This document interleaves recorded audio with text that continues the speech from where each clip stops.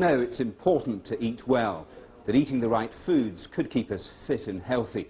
But exactly how healthy? Scientists are making some extraordinary discoveries about how the food we eat could actually help us. One vegetable we might have turned up our noses at as children could hold the key to one of our most feared diseases. Every day, millions of cell divisions take place in our body. But sometimes, as these new cells are faithfully reproduced, mistakes occur called mutations, which, if the body's protective agents fail to check, will grow out of control. Although our defense systems are extremely reliable, in the developed world, 1 in 6 people will succumb to cancer.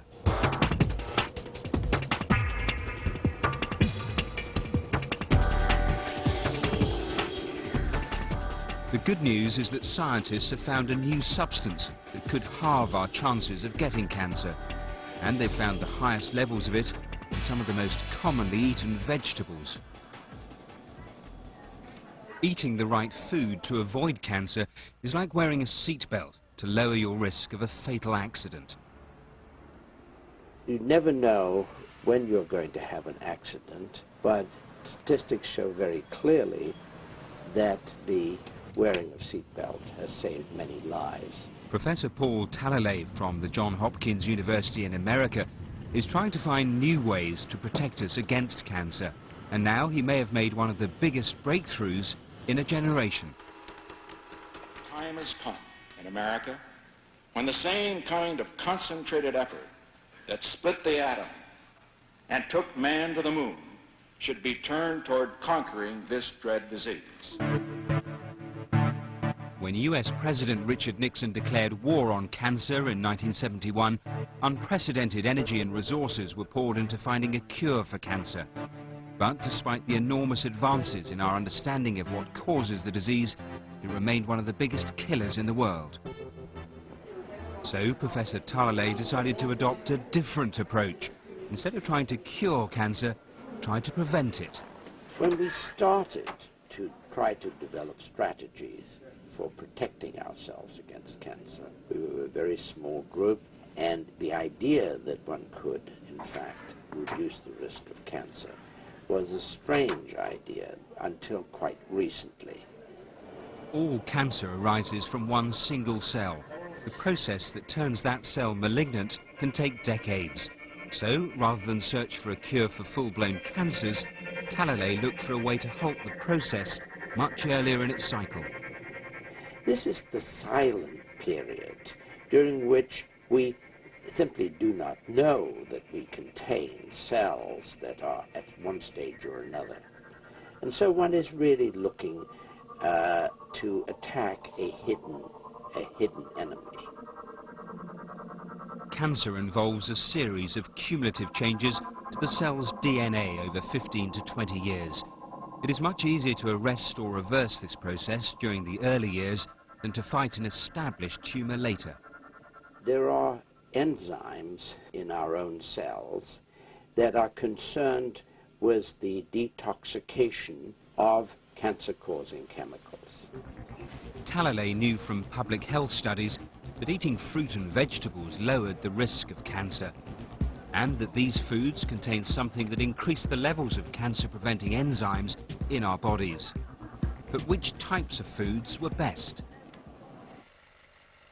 A study in Germany took him a step closer. As nutrition was healthier in the West, it was expected that people there would have less cancer. But quite the opposite was true. Despite the fact that Easterners ate more fat and fewer fruits and vegetables, they had significantly fewer nutritionally related cancers. The explanation was one other difference in the diet: the larger consumption of cabbage. It was a very interesting and in some ways surprising finding that certain commonly eaten vegetables contain relatively large quantities of plant chemicals that raise these protective enzymes. So, to find the richest source of these chemicals, Professor Talalay decided to test a range of vegetables, including broccoli.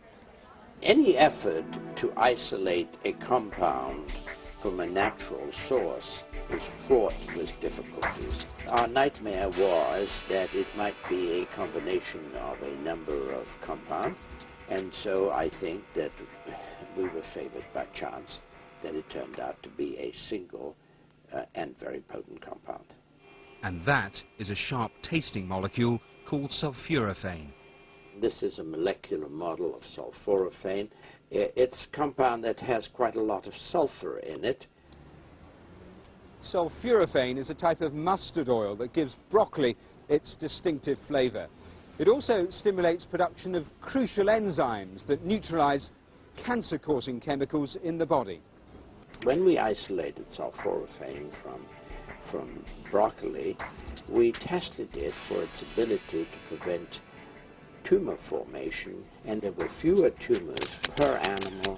The tumors were smaller, and they developed more slowly. There was also a strong correlation with dosage. More sulforaphane, less tumour. And broccoli, it seemed, was the best source of this anti-cancer chemical. But Talalay and his team didn't stop there. We sent everyone in the lab out to purchase a head of broccoli. And when we assembled these 22 heads of broccoli in our laboratory, we found that the concentration of the protective compounds that raise these enzymes varied by a factor of 10. Which meant just eating broccoli wasn't the answer. There was just too much variation from plant to plant. What we need to find is a constant source of sulforaphane. And then the team made another lucky discovery. Broccoli seeds that have been grown in the presence of water and light for 3 or 4 days contain the highest concentrations of sulforaphane. When the plants first emerge from the seeds and are most vulnerable to predators, the presence of high concentrations of sulforaphane is believed to afford protection.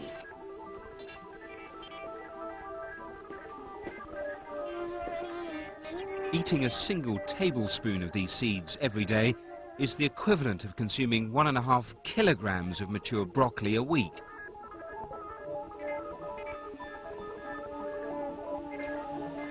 My family eats broccoli sprouts 3 or 4 times a week.